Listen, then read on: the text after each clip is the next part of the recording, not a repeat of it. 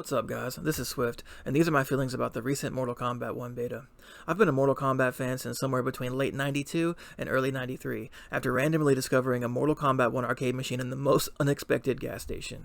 I never imagined a lifetime of memories would begin that day, and I'll never forget how amazed I was, trying to absorb every moment, almost hugging the cabinet, jaw dropped and eyes wide, like Kano just ripped out my heart, asking mom for just a few more quarters. Now, over 30 years of Mortal Kombat later, I had the opportunity to play the newest game in the franchise, Mortal Kombat 1. The beta offered 6 playable characters, 4 cameo characters, and 2 stages to battle in. For the unaware, a cameo character will join your main character in combat and can be summoned with a single button. Cameo characters work on a cooldown timer, which depletes upon activation, and basically just pop in, attack, and leave. They have roughly 3 different attacks, a fatal blow, and a fatality. The Cameo system is a new feature that replaces Mortal Kombat 11's variation system, which basically allowed a player to pick a different version of each fighter.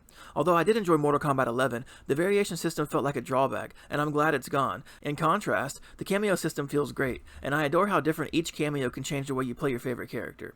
For example, Cameo Frost has a freeze attack that will extend your combos. After freezing, I leap in for an air attack and string up a ground combo. Kameo Sonya Blade has a leg grab that also extends combos, but it pops the enemy up off the ground, providing amazing juggling opportunities that completely change the combo strings and provide loads of possibilities. I cannot wait to see what the Mortal Kombat community will discover with this game.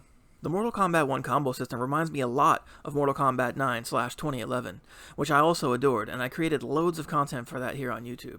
However, the addition of cameos crank up the volume to 11, or should I say 12, okay, 1. For me, Mortal Kombat 11 got rather boring rather quickly, but MK1 is an absolute blast. I spent my entire weekend locked away, theory crafting combos for each character and trying to absorb everything. Just when I thought I might be done, I found myself swiping up that controller and trying to find one more combo or complete one more tower, having more fun than Johnny Cage's intros.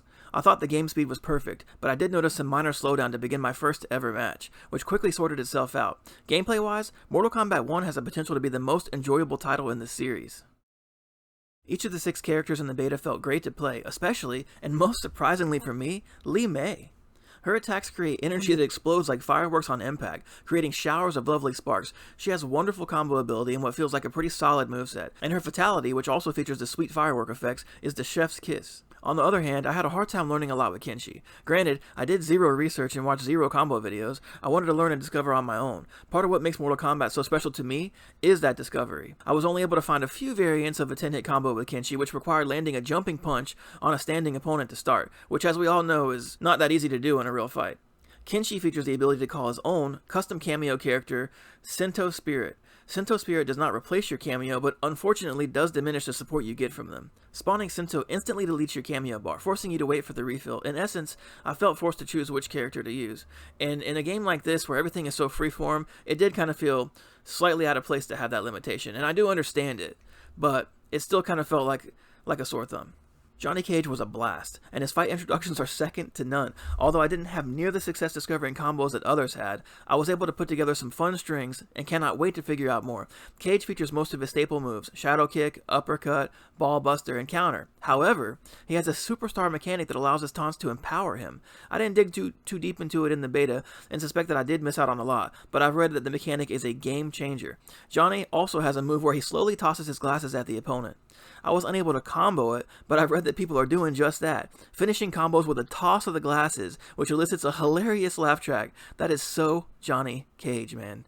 I love it. Katana was a joy to play, and by the end of the weekend, I was stringing together some nice combos and gaining confidence with her. Her moveset is pretty much what you'd expect for Katana. She has multiple ways to toss her fans, a fan attack which juggles the enemy for a moment, and a dash attack which can be used in the air also. Katana feels completely functional and fun to play, but I do feel like she's missing that little extra the other OG characters seem to have in Mortal Kombat 1. Sub-Zero, my favorite Mortal Kombat character ever, was a slow burn for me. Initially, I found myself disappointed. Subby could no longer combo his freeze ball, at least not by normal means or with meter, so I was forced to dig deeper into the move list and learn more, which resulted in a good thing. By the end of the weekend, I was pulling off 14-hit combos on demand, utilizing pop-up attacks and calling on my imagination, writing combos down before ever even performing them, building them in my head and bringing them to life. Subby also has a cool air ice kick that angles downward towards the ground. He has his ice ball, ice clone, and an attack that shoots a sliding ice clone towards your enemy. So much fun. Liu Kang is an absolute beast and a combo king. I was able to string up 15 hit combos without using meter or linking the fatal blow. He has a standard fireballs, a dragon wave type of fireball, a new style of bicycle kick that absolutely slaps, and a fireball combo attack. This Liu Kang is already my favorite iteration of the Shaolin monk ever, and his dueling dragons theme is super appealing. His fatal blow and fatality offer glimpses of the two dragons, one orange and one blue. Speaking of fatalities, MK1 has some of the best offerings I've seen in this series, and I've only seen 11. A brutality, which is shared between all 6 characters, 6 character fatals, and the 4 cameo fatalities. The absolutely crisp and clean visuals help bring everything to life in stunning detail, including, but definitely not limited to, the fatalities. Backgrounds like Johnny Cage's mansion are so beautiful that I caught myself trying to look while trying to fight. I love the more colorful color palette used in Mortal Kombat 1, and how it still manages to portray a dark theme. Attention to detail absolutely oozes out of this game, just like the fresh blood gushing after a sweet fatality. I was initially skeptical when NetherRealm announced the Mortal Kombat 1 title, and leading up to the beta I was worried about the game. Not anymore. Everything changed last weekend when I played this beta. Mortal Kombat 1 is legit. I am officially a believer, and I absolutely adored this beta. I feel so grateful and lucky to have experienced the entire lifetime of Mortal Kombat in my lifetime, and so happy that I don't have to worry about another atrocity like Mortal Kombat vs. DC Universe again anytime soon. If you had any concerns about Mortal Kombat 1, put them to rest.